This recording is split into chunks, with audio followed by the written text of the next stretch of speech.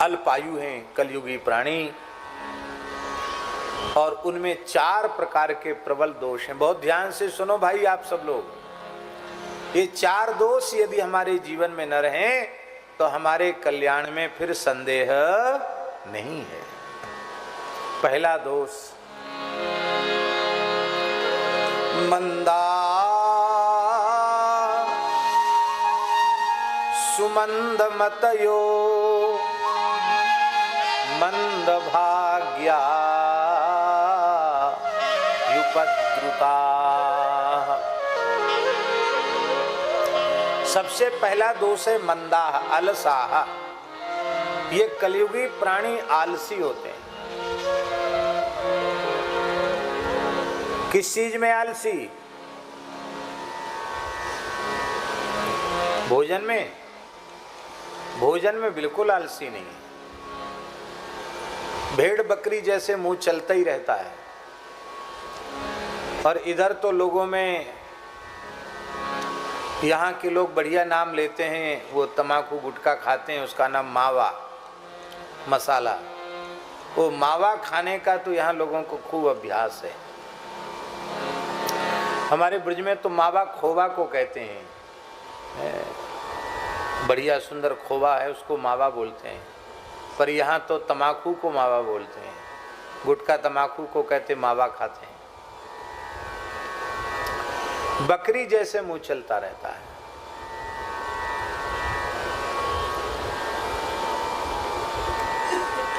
अब कई बार कहते हैं कि अरे महात्मा लोग इतना खा जाते हैं। महात्माओं को देख के यहाँ के लोग बोलते अरे महात्मा लोग इतना खा जाते हैं। अरे भाई, तुम अपना खाने पीने का सुबह से रात तक का हिसाब जोड़ो। थोड़ा थोड़ा थोड़ा थोड़ा हमेशा कुछ न कुछ खाते हो। और महात्माओं को देखो, 24 घंटे में 1 बार पाना है या ज़्यादा से ज़्यादा 2 बार पाना है, और वो भी अपने हिसाब से पाना। बार बार मुँह जूठा करना नहीं है, तो 1 बार में तृप्त होके पा लिया। खाने में और सोने में बिल्कुल प्रमाद नहीं है। भजन साधन सत्संग में बहुत भारी प्रमाद है। ये पहला दोष है। दूसरा दोष है सुमंदमति। सुमंदमति का अर्थ है भगवत कृपा से महत् पुरुषों का आश्रय मिलता है, उनका सत्संग मिलता है, लेकिन उनकी वाणी के श्रवण करने के बाद भी वो अपनी बुद्धि को अनर्थ से हटा नहीं पाते हैं। शरीर संसार में भोगों में ही बुद्धि को लगा कर रखते हैं। इसको कहते सुमंदमति। ये दूसरा दोष है।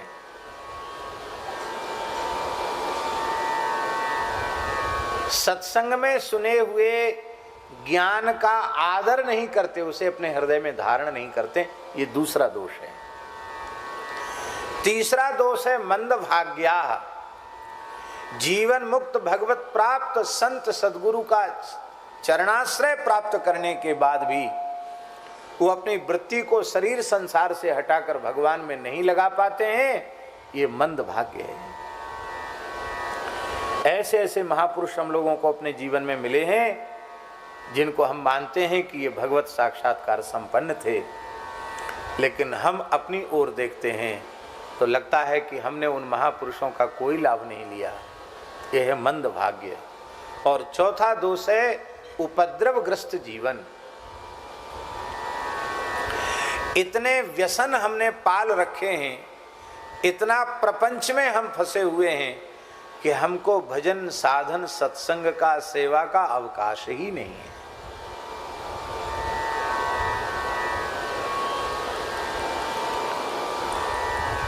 आप जो अहर्निश धन कमाने में लगे हुए हैं, उसका प्रयोजन क्या है?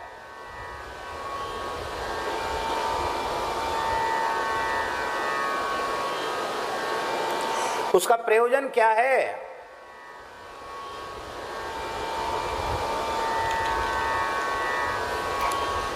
तो आप कहेंगे कि कमाएंगे नहीं तो खाएंगे क्या? खाने के लिए कमाते हैं, बहुत अच्छी बात है।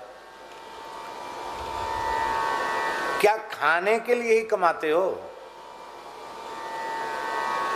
यदि केवल खाने के लिए कमाते हो तब तो आपके पास भगवान की आराधना उपासना का पूरा पूरा अवकाश रहना चाहिए, क्योंकि जितने में आपकी और आपके परिवार की उदर पूर्ति हो सकती है उतना तो बड़ी सरलता से कर लेते हो। पर आप तो इस प्रकार से अर्थ पिशाच बन करके अहर्निश कमाने के चक्कर में लगे हो कि न ठीक से खा पाते हो और न ठीक से सो पाते हो। तो किस लिए कमाए चले जा रहे हो?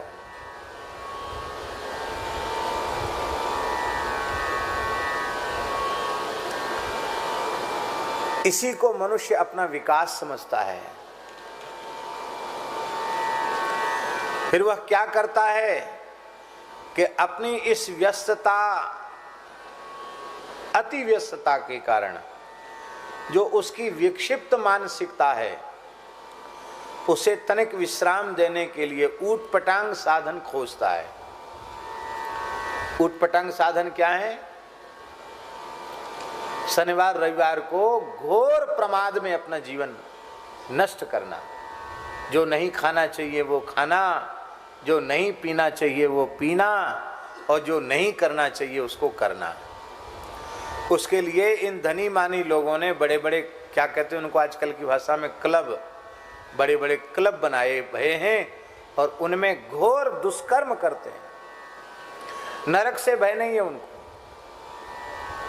पर हम आपसे पूछते हैं, यदि मनुष्य के चित्त को शांत करने का, उसके अंतःकरण को आह्लादित करने का यही साधन होता तो इस प्रकार के दुष्कर्म में जो लोग लगे हुए हैं उनको शांति मिलनी चाहिए थी, उनको सुख मिलना चाहिए था, लेकिन किसी को कुछ नहीं मिला। कितने अभागे ऐसे हैं कि इस दुर्लभ मानव जन्म को आत्महत्या करके भी नष्ट कर देते हैं।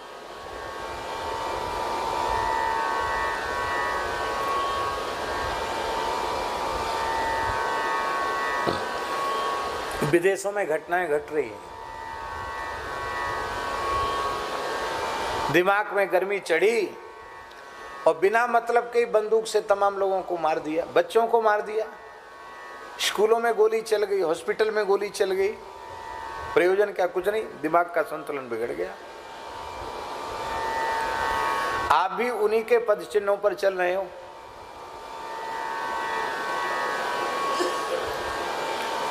ये है उपद्रवग्रस्त जीवन। हमने अपने जीवन को ही विपत्ति बना डाला है। उपद्रवग्रस्त जीवन। समय नहीं है, सत्संग के लिए समय नहीं है, साधन के लिए समय नहीं है, संसार के भोग के लिए खूब समय है। इन 4 प्रकार के दोषों में मुख्य दोष है साधन में प्रमाद, सत्संग में प्रमाद। ये मुख्य दोष है। ये पहला दोष यदि जीवन में मिट जाए तो फिर सुमंदमती वाला दोष नहीं रहेगा। फिर इतनी उत्तम सद्बुद्धि हो जाएगी जो भगवान में सरलता पूर्वक लग जाएगी।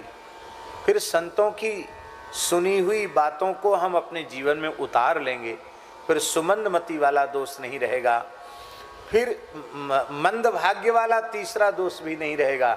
फिर सत्पुरुषों की सन्निधि का पूरा पूरा लाभ हमको मिलने लग जाएगा और फिर जीवन में कोई उपद्रव नहीं रह जाएगा। आप मरने के बाद मुक्त नहीं, आप तो जीते जी मुक्त हो जाओगे। इसलिए मुझे यह समझ में आता है कि पहला दोष ही प्रमुख है। इसलिए चाहे जितना श्रम करो, कमाओ, लेकिन इतना पीछे मत पड़ो कि फिर थोड़ी देर बैठकर राम राम भी न कर सको, माला न फेर सको, भजन साधन न कर सको, सत्संग के लिए ही समय न रह जाए। इतने अधिक प्रपंच में, व्यवहार में आकंठ मग्न मत हो जाओ। हे भगवान,